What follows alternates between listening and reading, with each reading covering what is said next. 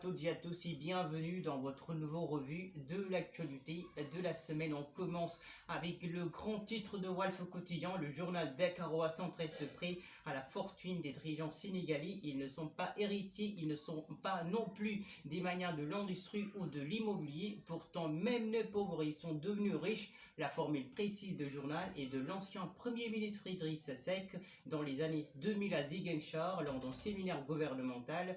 Ce sont les hommes politiques sénégalais. Et justement, le même Idriss Seck, qui a été récemment nommé à la tête du Conseil économique, social et environnemental, a dû effectuer une déclaration de patrimoine qui a donc fuité dans la presse, et son patrimoine s'évaluerait en quelques milliards de francs CFA, affirme Walf Quotidien. Essentiellement des terrains et des biens immobiliers. Avant Idriss Seck, le président de la République Macky Sall, au lendemain de son installation en 2012, avait déposé au greffe du Conseil constitutionnel une déclaration de patrimoine qui avait fait couler beaucoup d'encre et de salive, rappelle le quotidien sénégalais, parce que s'évaluant, à dire d'experts, à quelques 8 milliards de francs CFA, demeure personnelle, villa, appartement aux États-Unis. Alors d'où vient tout cet argent? De Walf Quotidien, si Macky Sall pontait la générosité de son ancien mentor Abdoulaye Wade comme source de cette richesse, Idriss Seck avait lui reconnu avoir bénéficié de fonds politiques. S'y ajoute qu'en 2000,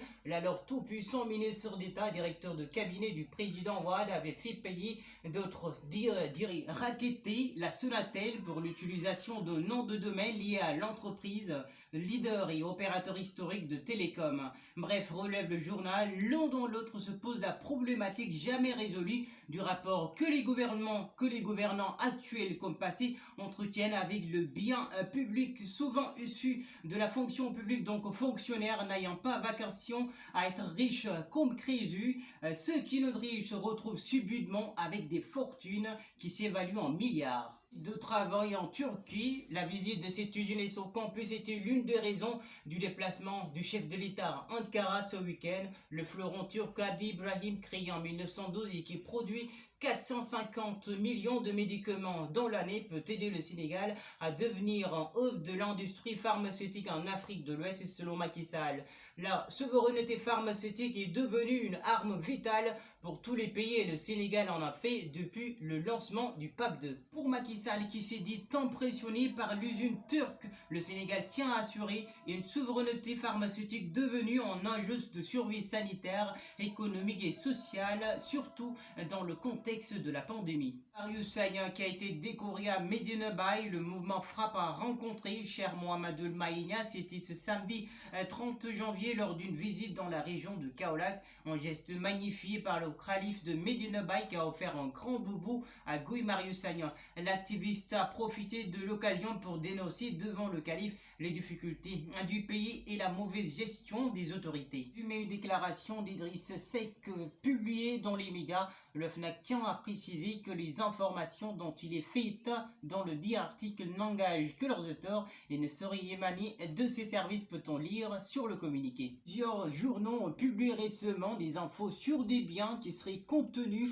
dans la déclaration de patrimoine de M. Idriss Seck, président du CSE. Les articles en question depuis lors ont été largement repris par la presse en ligne et les autres médias, ce qui a été vite démenti par l'Office national de lutte contre la fraude et la corruption, en précisant que cette déclaration n'émanait pas de ces services et n'engageait que leurs auteurs. C'est un anti-Covid-19 inscrit dans l'initiative COVAX. Le Sénégal devrait recevoir ses premières doses à la fin du mois de février. C'est du Mans ce qu'indique ce mercredi 3 février ce dispositif mis en place par l'Organisation mondiale de la santé pour un accès équitable au vaccin anti-Covid.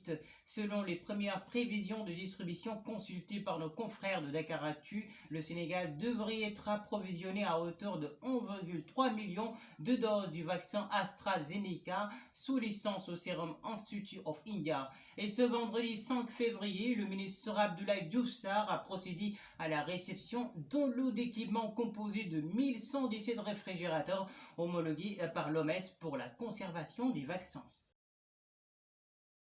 L'actualité internationale, on commence en Birmanie où les services de Facebook, outil essentiel de communication en Birmanie, étaient perturbés ce jeudi 3 jours après le coup d'État qui a renversé le gouvernement civil d'Aung San Suu Kyi, tandis que les appels à résister au putsch continuent à se propager.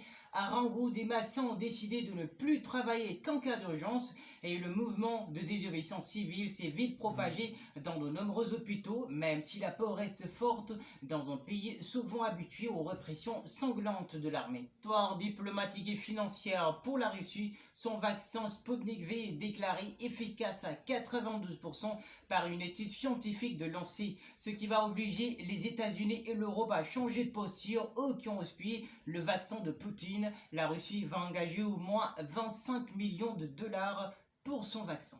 Toujours en Russie où les tensions montent depuis l'arrestation de Navalny, le principal opposant au gouvernement russe. Des manifestations ont eu lieu dans des centaines de villes en Russie ce week-end pour réclamer sa libération et des voix s'élèvent de plus en plus contre le gouvernement de Poutine. Et selon l'équipe de Navalny, il y avait entre 250 000 et 300 000 personnes dans la rue, une mobilisation historique contre Poutine. La diffusion sur YouTube du documentaire de Navalny sur la richesse de Poutine a également relancé les accusations de corruption et plus largement au sentiment d'injustice dans le pays à voir cette élite s'accaparer des richesses.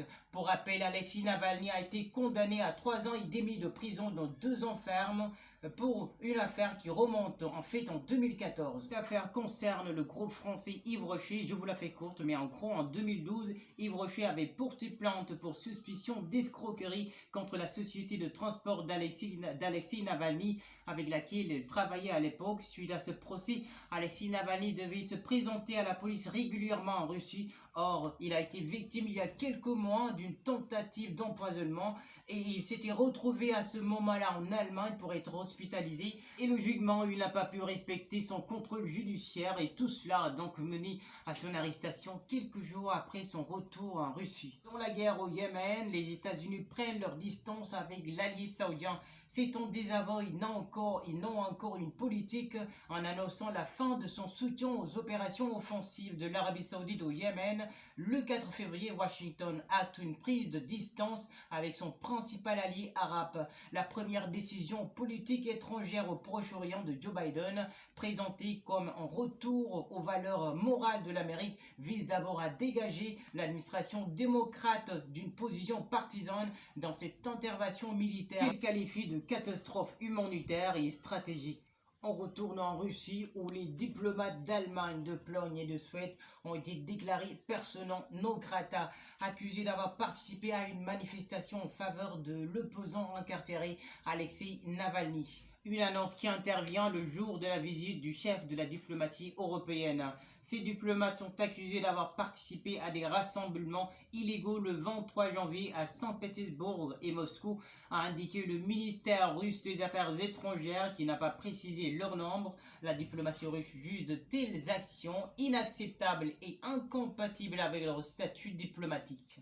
Voilà, c'est tout pour aujourd'hui, pour votre revue hebdo de l'actualité de la semaine. Merci de votre fidélité, merci de nous avoir suivis. Sur ce, je vous dis au week-end prochain pour une autre revue de l'actualité de la semaine. Et n'hésitez pas, pour ceux qui ne l'ont pas encore fait, de cliquer sur s'abonner et d'activer la cloche de notification pour ne plus rater aucune de nos prochaines vidéos. Sur ce, je vous dis au week-end prochain, Inch'Allah, pour une autre revue hebdo.